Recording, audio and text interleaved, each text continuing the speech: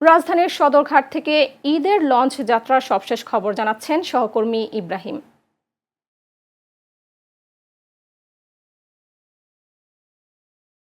আর কিছুদিন পরেই মুসলমানদের ত্যাগের মহিমায় পালিত হবে ঈদুল আজহার কোরবানির ঈদ। আর এই ঈদকে কেন্দ্র করেই সরকার আগামীকাল 25 মে থেকে 31 মে পর্যন্ত ঈদের ছুটি ঘোষণা করেছে। আর এই ছুটিকে ঘিরেই গত ফিতরের মতো ভোগান্তি ও দুর্ঘটনা এড়াতে ঘরমুখী যাত্রীরা কাল থেকেই ফিরতে শুরু করেছে নিজ নিজ গন্তব্যে।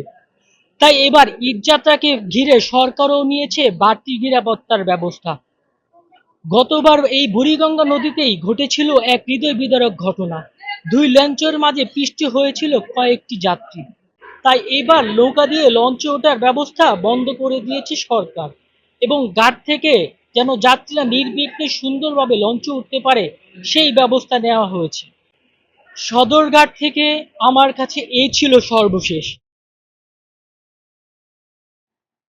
ধন্যবাদ ইব্রাহিম। দর্শক, এবার রাজবাড়ীর দৌলতদিয়া ফেরিঘাট থেকে লঞ্চ যাত্রার সবশেষ খবর জানাচ্ছেন সহকর্মী জাহিদুল ইসলাম।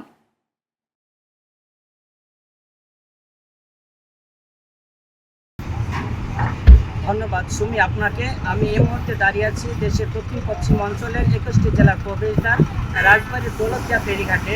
আসন্ন ঈদুল আজহাকে কেন্দ্র করে দৌলতদিয়া ঘাটে যাত্রী এবং পরিবহন পারাপারের জন্য ব্যাপক প্রস্তুতি গ্রহণ করেছেন বিআইডব্লিউটিসি ঘাট কর্তৃপক্ষ।